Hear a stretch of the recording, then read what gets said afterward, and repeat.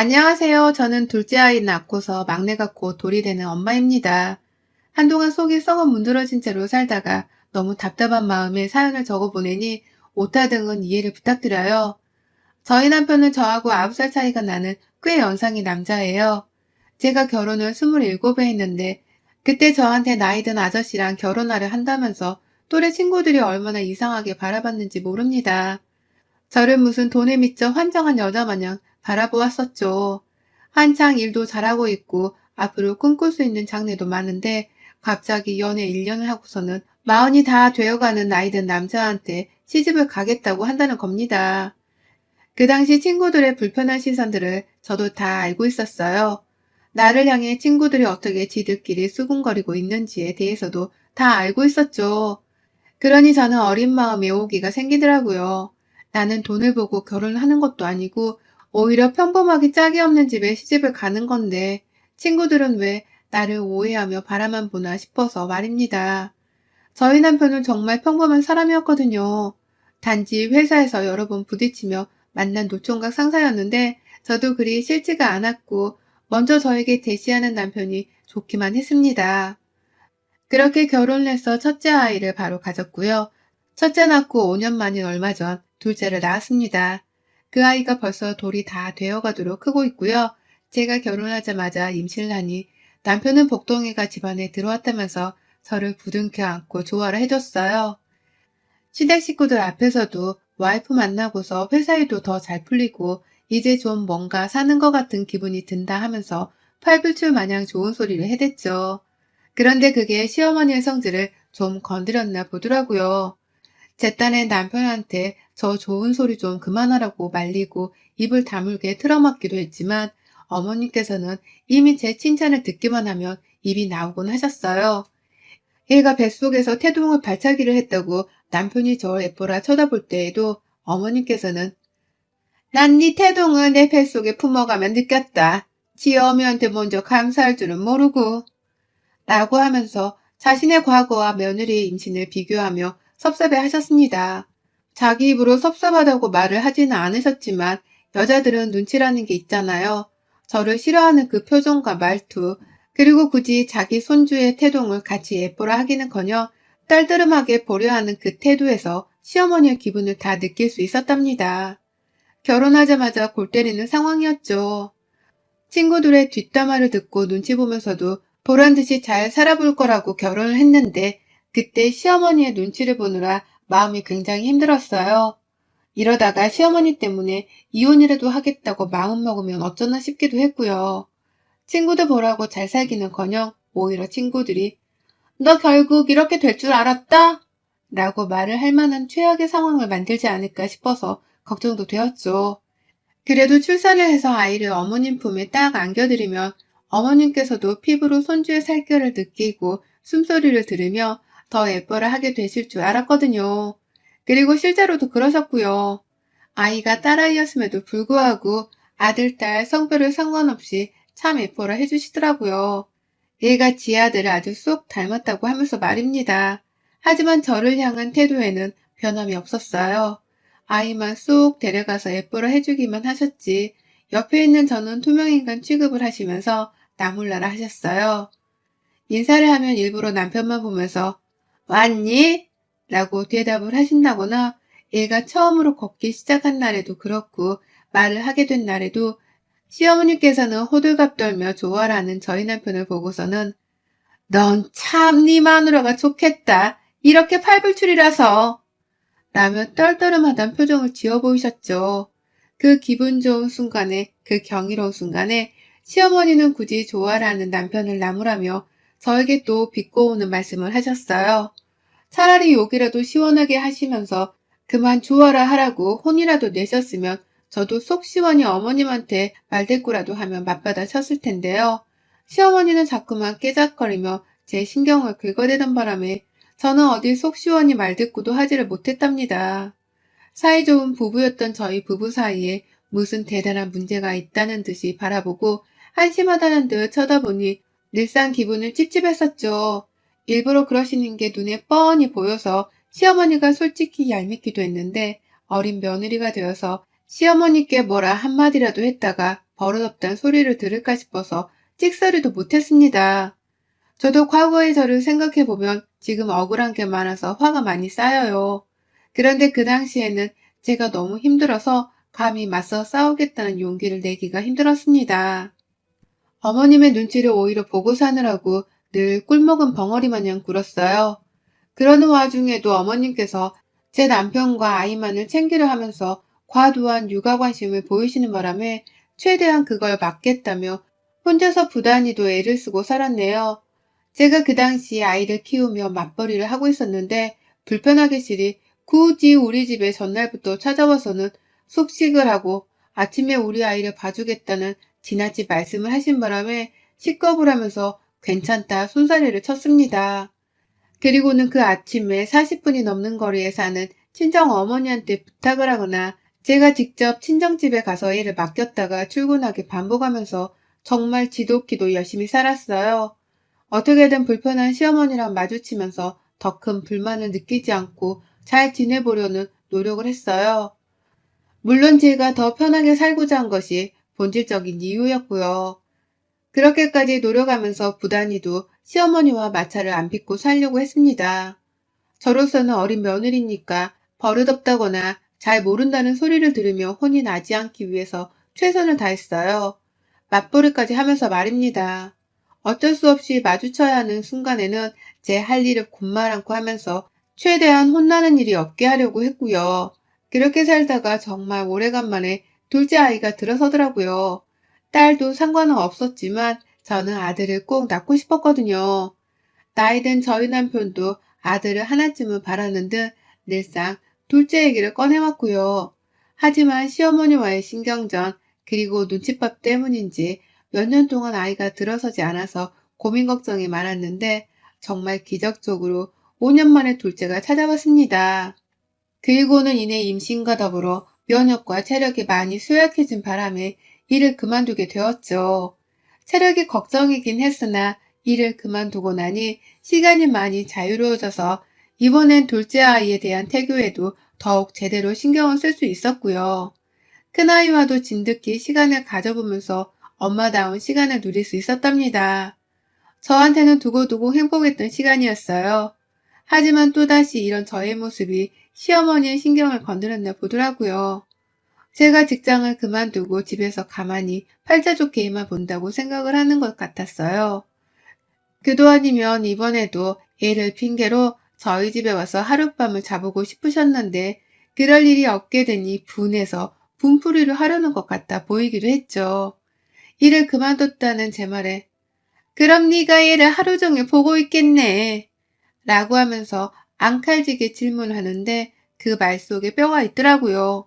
첫째 키우며 몸을 챙기느라 그리고 코로나 때문에 조심해야 하면서 사느라 임신 막달쯤에는 거의 집에만 있기도 했는데 어머님은 집에만 있는 애가 시댁은 참나 몰라라 하면 잘도 사는구나 라면서 빈정이 상할 말을 던지기도 하셨답니다. 이번에도 역시 대놓고 싸운다기보다는 살살 비꼬고 약을 올리는 듯 제게 뼈 있는 말들을 쏟아내셨죠. 그런 어머님의 말투에 저는 슬슬 진절머리가 나려고 했고요. 뭐 이런 상황들은 제가 애를 낳고도 이어졌습니다. 제가 둘째로도 딸을 낳았는데 전에는 큰 손녀딸을 좋아라 하기라도 하더니 이제는 아들이 아니라는 이유로 둘째 아이까지 별로라는 듯 말씀을 꺼내시더라고요. 둘째는 당연히 아들일 줄 알고 기대했지. 딸이 또 태어날지 몰랐지. 라고 하면서 쯧 하는 기분 나쁜 입소리를 막 내기도 하셨고요. 아들이 태어나는 게 당연한 것이 아님에도 불구하고 자신의 짜증을 당연하다는 듯이 내면서 그 기분을 정당화하려 하셨답니다. 아들이 아니라 짜증이 난 본인의 기분을 말이죠. 그러다가 제가 지난 월요일에 알아 누워버렸어요. 육아에 지치고 몸이 피곤했는지 몸이 완전히 말을 안 듣더라고요. 남편이 하루 휴가를 내고서는 제 옆에 꼭 붙어 있겠다고는 했지만 저는 무조건 괜찮으니까 출근을 하라고 했습니다. 남편한테까지 걱정을 끼치고 싶지 않았으니까요. 그리고 나서는 혼자서 애 둘을 돌보며 겨우겨우 몸을 지탱한 채 서 있었는데 갑자기 남편한테서 문자가 온 겁니다. 시어머니가 집으로 오고 있다고 말이죠. 글쎄 남편이 저 걱정된다며 말도 없이 시어머니한테 저희 집에 가라고 연락을 했더라고요. 처음에는 저희 친정엄마한테 연락을 했는데 친정엄마는 바깥에서 일을 하고 계신다면서 저희 집을 당장 오지 못한다 하셨더라고요. 그래서 남편도 하는 수 없이 제가 불편해하는 줄을 알면서도 시어머니께 연락을 한 듯 보였습니다. 저 걱정이 되어 그런 건 충분히 이해를 하겠지만 아, 가슴이 펑 막히는 기분이 들더라고요.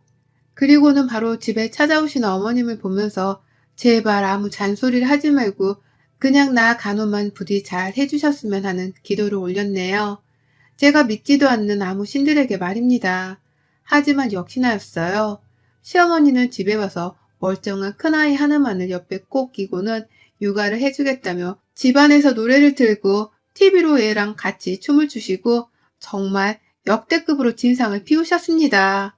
작은 아이가 잠드는 사이에 저도 눈을 좀 붙여보려 했다가 시어머니가 오셨길래 작은 아이라도 맡기고서는 어떻게든 힘든 몸을 눕히려고 했는데 어머님이 자꾸만 큰애의 비유만을 맞추면서 집안에 육아 노래를 틀고 시끌벅적 난리를 피우신 바람에 작은 아이도 제대로 잠을 잘 수가 없었고요. 그 바람에 저는 저대로 둘째를 돌보며 시끄러운 집안 분위기를 피하느라 정신이 더 복잡했어요. 차라리 어머님이 안 계셨을 땐 저 혼자서 조용히 육아를 하며 숨을 고르기라도 할 수 있었는데요. 어른 한 명이 더 왔는데도 불구하고 집안 분위기는 더욱 난장판이 되었어요. 저는 휴식을 취하지 못했고 둘째는 울고불고 제 몸은 더 아파오는 듯 했죠. 결국 남편이 퇴근하고 집에 올 때까지 시어머니는 계속해서 에너지가 넘치는 첫째 아이랑 시끌벅적 노시느라 제 간병은 나몰라라 하셨고요. 예상을 하기는 했지만 제 몸 상태는 어머님 때문에 더더욱 나빠졌습니다. 시어머니는 남편이 퇴근을 하고 나서도 집에 갈 생각을 안 하셨고 그 바람에 남편이 앞치마를 메고서 저녁 밥상이라도 어떻게든 차려드리고 보내려고 했는데요. 그걸 보면서 아들이 앞치마를 맸다며 또 인상을 잔뜩 찡그리며 눈치를 주는 바람에 제가 억지로 남편의 옆에서 계속 보조를 하면서 어떻게든 시어머니의 화를 안 돋구려고 최선을 다했어요. 그러다 결국 저는 한밤중에 정말 역대급으로 알아 누워버렸고요. 남편은 두고두고 저한테 미안해했죠. 자기 엄마 때문에 오히려 제 상태가 더욱 안 좋아졌다고 말입니다. 그날부터 저는 다음날이 되어서도 몸이 회복되지 못했고 거의 이틀을 내내 몸이 골골거리는 최악의 상황을 겪었습니다. 겨우 정신을 차리고서는 이제 좀 정신이 들겠다 싶었던 수요일 어머님께 뜬금없이 문자 한 통이 왔어요. 너 때문에 나 밤새 알아 누웠다. 라고 뜬금없는 한 문장을 보내셨더라고요. 처음엔 무시를 하려 했는데 저한테 책임을 묻는 그 문자를 절대 무시만 할 수가 없었습니다. 그래서 싫었는데 일단 전화를 드렸어요. 그러자 어머님 제 전화를 받자마자 앙칼지게 또 말씀을 하시더라고요. 내가 어젯밤에 밤새도록 알아 누웠어. 그렇게 지독한 몸살은 정말 몇십 년 만인 것 같더라. 내가 얼마나 몸이 피곤했으면 안 걸리던 몸살이 다 걸렸겠어. 이게 다 너 하나 때문이야. 라고 말이죠. 얼마 전까지 아파서 골골대던 내 꼴을 보셨으면서도 그런 말씀을 어찌할 수 있나 싶어서 섭섭해지려는 찰나 어머님이 한 번 더 어처구니 없는 말을 뱉어내시더라고요. 네 새끼들 돌보는 게 얼마나 힘든 건 줄 너는 모르지? 네가 시애미 골병들게 하려고 일부러 아픈 척을 한 건 아니니? 그렇지 않고서는 내가 어떻게 이렇게 지독해 아플 수가 있어. 다 너 때문이야. 오늘이라도 당장 내 집에 와서 내 간병이라도 해라. 나도 네 간병하러 니네 집까지 가서 애를 봐줬는데 너도 똑같이 뭐 하나는 해줘야 하는 게 도리잖아. 라고 말합니다. 세상에 아픈 며느리 도와주러 와주시고서는 그에 대한 대가를 똑같이 치러달라니.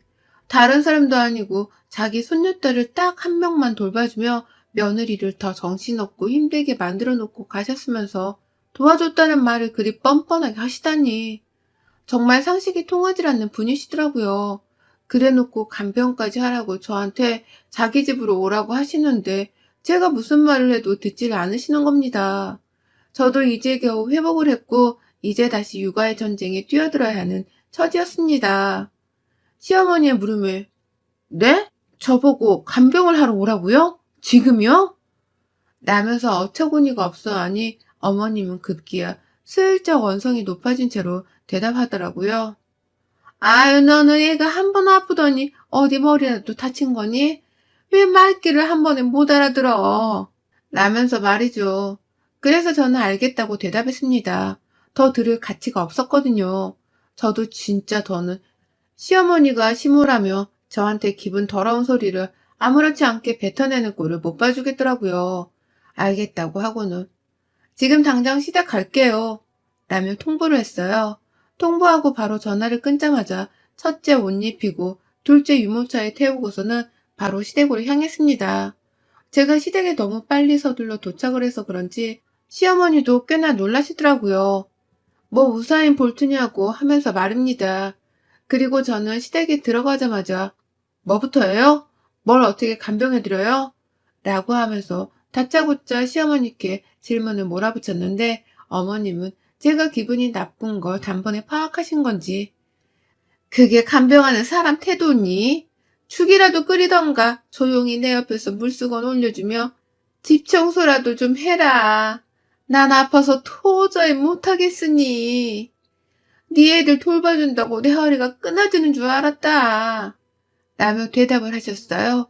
그 말을 듣자마자 전 시어머니의 말을 무시한 채로 열심히 청소를 해보였어요. 시어머니는 아주 당연하게 살림을 저한테 맡겨놓곤 방 안으로 들어가시대요. 그래서 저 혼자 시어머니가 주문한 살림살이를 해보기 시작했어요. 제 방식대로 복수와 분노를 가득 담아서 말입니다. 굳이 막 회복한 며느리한테 빨래를 시키려 한 건지 부엌 입구 바로 옆에 빨래 바구니까지 보란듯이 놓아두셨더라고요. 그래서 저 빨래를 세탁기 안에 넣긴 넣었는데 세제 없이 그냥 물로만 돌렸습니다. 그거 물로만 헹구면 때가 안 빠져서 세균이 더 많이 번지고 냄새도 더 나거든요. 그렇게 세탁기 하나 모자라게 돌려놓고서는 제 아이들을 좀 돌봐주다가 시어머니 시키신 대로 죽도 끓이기로 했어요. 쌀 하나 물에 푹 담가 냄비에 올려놓고서는 소금 한 바가지 뚜껑 열고 때려 부어서는 펄펄 끓였습니다. 한번 국자로 저어주지도 않고 그냥 내버려 뒀어요. 전 할 일이 많았으니까요. 세탁기도 돌리고 죽도 끓이는 동안에 시어머니 들으라고 청소기 하나에 전원만 켜놓고는 소리가 윙윙 거리는 그걸 거실 바닥에 눕혀뒀고요. TV 끄고서는 유튜브 연결해서 우리 아이한테 춤추라고 소리도 큼지막히 키워놨습니다. 둘째 아이한테 살짝 미안하긴 했는데 오늘 하루 잠깐 우는 건 육아에 크게 지장이 없으리라 생각하며 되려 집안의 소음을 아주 잔뜩 키워냈어요. 아니나 다를까 시어머니는 정신없어 죽겠다며 방 안에서 큰 소리를 지르더니 급기야 씩씩대며 방 밖으로 나오셨는데요. 청소기가 거실 바닥에 드러눕혀 윙윙 대고만 있자 어이가 없다는 듯이 전원 콘센트를 뽑아내시고는 야, 이게 뭐야? 너 청소기를 돌리는 거야, 마는 거야. 라며 소리를 치시대요. 곧 죽어도 소리나 안 지르던 양반이 오중 열이 났으면 저랑 싸우자고 소리를 치는데 저도 못 참겠다며 맞받아쳤어요. 왜요? 그럼 내가 이제 막 회복하고 사람 몸뚱이로 돌아왔는데 살림을 제대로 할 줄 기대하셨어요? 최선을 다하고 있는 거 안 보이세요? 라며 애 춤추는데 방해되니까 소리 지르지 마세요. 라는 말과 함께 유튜브 음악 소리를 더 큼지막히 키웠습니다. 그러자 시어머니는 노발대발을 하시더라고요. 너 이러려고 우리 집 온 거면 당장 나가. 꼴도 보기 싫으니까 당장. 아니다. 죽음 다 끓여놓고 나가. 세탁기도 저거 끝나면 빨래 건조대에 다 올려두고서 일 끝내면 나가. 라고 하면서 말입니다. 그 와중에도 저를 바로 쫓아내시기는커녕 돌아가고 있는 세탁기 정리하고 냄비 속 죽도 다 끓여놓고서는 나가라며 마저 집안 살림을 명령하는데 얄미워 죽겠더라고요. 하지만 큰 상관이 없었습니다. 내가 돌리는 세탁기 속 빨래는 더러운 냄새가 다 빠지지도 않고서 세탁기 밖으로 나올 것이고 내가 만든 죽은 소금 왕창 들어가서는 바닷물보다 짠 농도로 시어머니 입속에 들어갈 것이 뻔했으니까요. 그걸 다 상상하면서 시어머니의 화난 얼굴을 보니 저절로 얼굴에 미소가 지어지더라고요. 순간 제가 소시오패스 뭐 이런 건 아닌가 싶기도 했으나 내가 저지르는 악행의 상대가 시어머니라면 뭘 해도 다 괜찮다 싶었습니다. 그래서 제가 하는 일에 정당성을 부여했죠. 죽은 타는 냄새가 슬슬 나는 것 같길래 환풍기까지 최고 단계로 틀어놓고서는 몇 분을 더 끓여낸 채 뚜껑을 꼭 닫아뒀고요. 세탁기가 다 돌아갈 때까지 애들이랑 시끌벅적하게 놀아줬어요. 그러다 세탁기가 종료됐다는 소리가 들리자마자 그 빨래를 건조시키겠다고 꺼내드는데 아유, 세탁기 문을 열자마자 그 드럼통 안에서 구수한 때 냄새가 스멀스멀 올라오더라고요. 그래서 저는 굳이 고무장갑까지 낀 채 저의 청결을 더 신경 쓰며 빨래를 베란다 건조대에 널었습니다. 그 과정이 좀 힘들긴 했지만 빨래 속에서 나는 냄새를 맡을 때마다 제 입꼬리는 또 실실 올라갔죠. 그리고 저는 모든 제 할 일들을 다 끝마친 후에야 시어머니께 저 이제 가요. 어머님이 할 일 다 하고 나가라고 하셨으니 저 나가요. 그리고요, 끝장나게 어머님 간병 해드리고 가는 거니까 마음에 안 든다고 뒤에서 궁시렁거릴 생각 마시고 아예 다시는 찾지 마세요. 우리가 서로 간병해주고 받을 사이도 아닌데 자꾸 저 찾아서 시어머니 대접받을 생각은 추워도 하지 마시고요. 앞으로 절대로는 다시는 나 불러서 유치한 말들 좀 그만 해드세요. 진짜 무식해서 더는 상대를 못 해주겠네. 라고 외쳤습니다. 시어머니가 꿀에 자기도 자존심이 상하는지 이런 저를 향해 그래 꺼져 당장 꺼져 누가 눈 하나 깜빡할 줄 알아? 라며 더 큰 목소리로 외치는데 저는 그 얼굴에 아주 박장대소를 하겠다는 듯이 껄껄대면서 혼잣말을 내뱉었어요. 아유 불쌍해. 하나 있는 며느리랑 이렇게 절연하게 되는 줄도 모르고 라고 말이죠. 그러자 시어머니 낯빛이 갑자기 어두워지면서 너 지금 뭐라고 했어? 야, 너 지금 웃어? 라며 절 붙잡으려 하시는데 저는 시어머니의 팔을 아주 보란듯이 뿌리쳤어요. 어디선데? 방금 한 말 못 들었어? 저런이 무슨 뜻인지 몰라? 너랑 나 이제는 다시 안 보겠다는 말 아니야. 라며 시어머니께 한 발짝 다가가 위협하듯 소리를 치고서는 눈을 부라린 채로 째려보다가 제 아이들을 데리고서는 시댁을 나왔어요. 시어머니는 이미 제가 위협하는 그 순간부터 애가 왜 이렇게 변했나 싶으셨는지 퍽 겁을 먹으신 채로 꿀멍한 벙어리가 되어 있었고요. 저는 저대로 그런 시어머니의 표정을 가소로운 듯 쳐다만 보고선 후다닥 나와버렸습니다.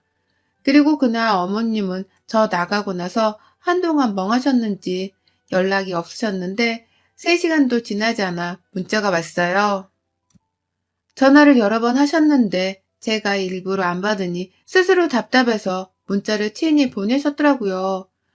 죽에다가 무슨 짓을 했길래 이렇게 짜고 빨래는 왜 또 이 모양 이 꼴이냐며 막 혼을 내시는데 저는 우리 결혼한 사이 이 순간부로 이 번호 차단함 라며 반말로 찍 답장을 보내놨습니다.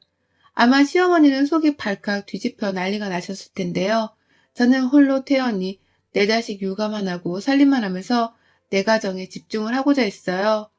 남편도 있었던 일에 대해서 연락을 받은 건지 슬쩍 시어머니와 있었던 일에 대해서 물어보는데 남편과는 제가 워낙 사이도 좋았고 제가 꽉 잡고 살았던지라 당분간 시어머니 얘기는 입 밖으로 꺼내지도 말라며 확인사살을 한 채 함구령을 내렸답니다. 그러니 남편도 오히려 제 눈치를 보면서 시어머니 얘기는 입을 꾹 다물어 버리네요. 이에는 이, 눈에는 눈. 진작에 발로 걷어 차버렸어야 할 시모였는데 이제 와서 저런한 것이 다 아쉬울 지경입니다. 우리 시어머니 제가 끓여드린 소금죽 먹고서 얼마나 속이 문드러지셨을지 부디 깨우침이 있으셨기를 진심으로 바래요. 여러분의 생각은 댓글로 남겨주세요. 오늘도 시청해 주셔서 정말 감사합니다.